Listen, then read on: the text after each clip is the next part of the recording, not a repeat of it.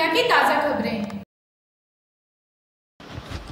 राज्य में भारी बारिश ने मचाई तबाही। भारी बारिश के कारण देहरादून से सटे पहाड़ी मार्गों पर भूस्खलन। मूसलाधार बारिश के कारण देहरादून सहारनपुर मार्ग में आशा रेड्डी डाटकाली से करीब 4 किलोमीटर नीचे सहारनपुर क्षेत्र में सड़क के बीच में जगह जगह भारी मलबा आने के कारण मार्ग अवरुद्ध हो गया है, जिस पर आने जाने वाले लोगों को अपने वाहनों सहित मोहन के जंगल में फंस गए हैं, जिनका सहारनपुर और देहरादून से कोई संपर्क नहीं हो पा रहा था।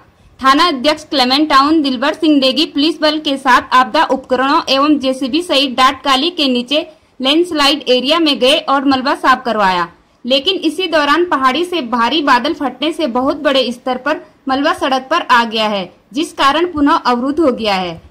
करीब 3 घंटे तक भारी बारिश के कारण मलबा लगातार आता रहा। पुलिस टीम द्वारा किसी तरह से सहारनपुर पीडब्ल्यूडी एवं सहारनपुर पुलिस से भी संपर्क किया गया था। सहारनपुर पुलिस एवं पीडब्ल्यूडी के अधिकारी भी मौके पर पहुंचे। बारिश बंद होने के बाद पुनः जेसीबी से मार्ग को खोलने का प्रयास किया गया।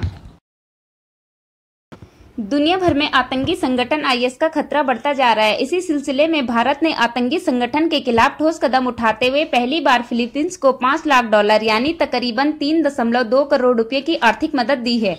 फिलीपींस के दक्षिणी मनीला से लगभग 800 किलोमीटर की दूरी मरावी शहर में सेना और आईएस के आतंकियों के मध्य संघर्ष चल रहा है। आतंकी समूह आईएस से लड़ने के लिए भारत ने पहली बार किसी अन्य देश की सहायता की है, ताकि वह खुद को घातक आतंकी समूह से बचा सके।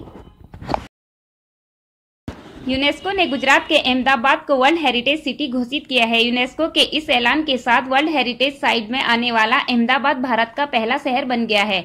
ईरान, फ्रांस और दूसरे कई देशों के शहरों की लिस्ट जारी करते हुए यूनेस्को ने शनिवार को अहमदाबाद का नाम भी ऐलान किया। यूनेस्को ने अपने ट्वीट हैंडल पर भी इसकी घोषणा की। अहमदाबाद के बेहतरीन आर्किटेक्चर के साथ साथ हिंदू, इस्लाम और जैन धर्म के लोगों के एक साथ बसने के कारण वर्ल्ड हेरिटेज सिटी घोषित किया गया है। सीबीआई ने कोलकाता और रांची के 30 स्थानों पर छापेमारी की है। ये छापेमारी फर्जी कंपनियों और हवाला रैकेट्स को लेकर हुई है। बताया जा रहा है कि इस दौरान पश्चिमी बंगाल और रांची में कई जगहों पर छापे मारे गए हैं। छापेमारी के दौरान सीबीआई को कुछ अहम दस्तावेज भी मिले हैं। हालांकि अभी तक यह साफ नहीं हुआ कि क्या यह कार्रवाई किसी विशेष केस के सिलसिले में की जा रही है। भारत से शुरू हुआ डिजिटल इंडिया अभियान अब स्टेट बैंक के जरिए नेपाल तक पहुंच गया है। भारतीय स्टेट बैंक के चेयरमैन अरुंधति भट्टाचार्य की मौजूदगी में नेपाल स्टेट बैंक ने वहां के एक गांव जाहिर सिंह पावा को डिजिटल बनाया। भट्टाचार्य ने नेपाल की राष्ट्रपति विद्यादेवी भंडारी से मुलाकात करने के साथ ही एनएसबीएल की नई परियोजना इनटच भी शुरुआत की है। इनटच योजना के तहत गांवों को डिजिटल लेन देन की सुविधा मुहैया कराने के लिए तमाम उपकरण और प्रशिक्षण देने का काम नेपाल स्टेट बैंक कर रही है।